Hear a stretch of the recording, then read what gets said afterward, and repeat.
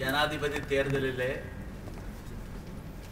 போட்டி உக்கிரம் அடைந்திருக்கின்ற இந்த சூழ்நிலையிலே இந்த ஒரு புதுவிதமான ஒரு களத்தை இடதுசாரி முன்னணியினுடைய ஜனாதிபதி வேட்பாளர் கலாநிதி விக்ரமபாகு கருணாரட்னமும் அவருடைய அணியினரும் சந்திக்கின்ற நேரத்திலே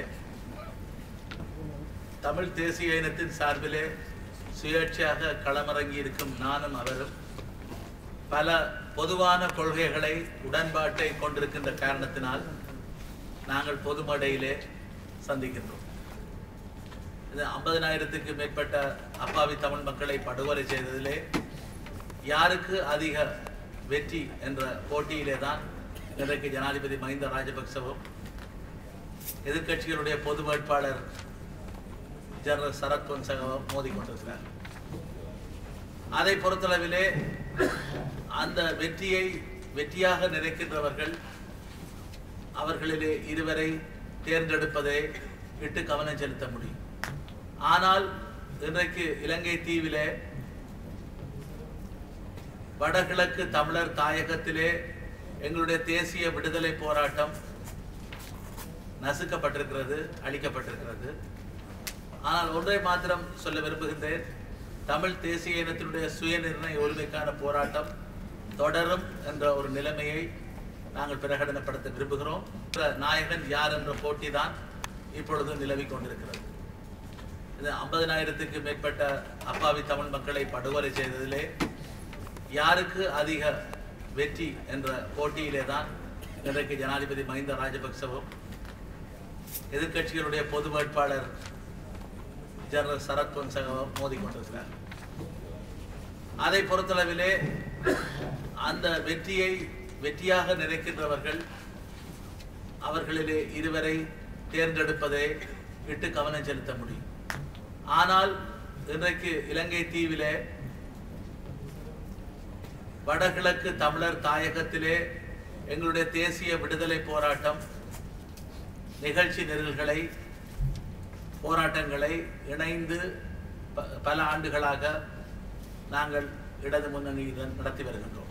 அந்த எதிரொலியாகத்தான் இன்றைக்கு நாடு மிகவும் ஒரு பொருளாதாரத்திலே அகல பாதாளத்தை நோக்கி சென்று கொண்டிருக்கிறது. இந்த இருவராலும் இந்த பிரச்சனைக்கு தீர்வு காண முடியாது.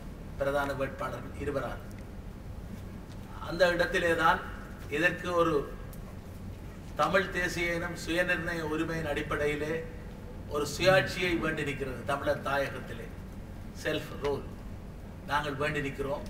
அதன் ஊடாகத்தான் இலங்கை ஒரு நாடாக நீடிக்க முடியும். அதை விடுத்து ஒற்றையாட்சிக்கு கீழ் இந்த அதிகாரங்களை திணிப்பது என்பது ஒரு பொழுதும் நாங்கள் அதை ஏற்றுக்கொள்ள மாட்டோம். இந்த சூழ்நிலையிலே தான் இந்த இருவரையும் 50% வாக்குகளை பெறாமல் முதலாவது சுற்றிலே தோற்கடிப்பதன் ஊடாக இந்த நாட்டிலே இருக்கக்கூடிய மொழி ரீதியாகவும் சரி மத ரீதியாகவும் இருக்கக்கூடிய சிறுபான்மை மக்கள், அதே போல இந்த முதலாளித்துவ சக்திகளுக்கு எதிராக இருக்கக்கூடிய தொழிலாளர் சக்திகள் அவர்களுக்கு உணர்த்த வேண்டும்.